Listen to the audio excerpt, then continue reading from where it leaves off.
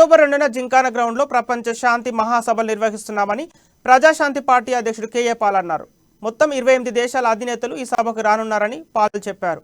సోమాజిగూడలోని press క్లబ్లో ఏర్పాటు చేసిన కార్యక్రమంలో ప్రజా గాయకుడు గద్దర్తో కలిసి ప్రత్యేక పాటను విడుదల చేశారు. ప్రపంచ శాంతి సభను అడ్డుకునేందుకు సీఎం కేసీఆర్ కుట్రలు పన్నుతున్నారని ఆరోపించారు. రాష్ట్ర ప్రభుత్వం తమ సభకు అనుమతి ఇవ్వడం లేదని కేఏ పాల్ అన్నారు.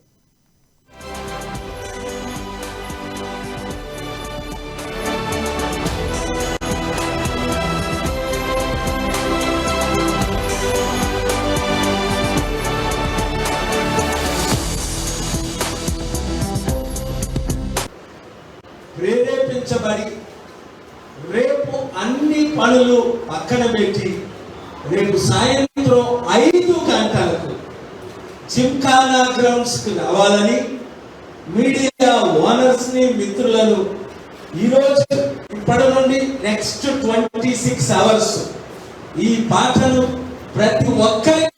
ప్రతి ఒక్కరు వినిపించాలని మన తెలుగు సత్తా తెలుగు రాష్ట్రాల్లో ఉన్న 10 కోట్లు జనాభా, దేశంలో ఉన్న ఇంకొక 3-4 కోట్ల జనాభా, ప్రపంచంలో 200 దేశాల్లో ఉన్న మొత్తం 15 కోట్ల తెలుగు సత్తా దేశానికి, దేశ సత్తా ప్రపంచానికి మన శాంతిని ప్రకటించి అనుసరించి ప్రపంచంలో 800 కోట్ల ప్రజలకు శాంతి లేని వారికి శాంతి, ఆనందం లేని వారికి ఆనందం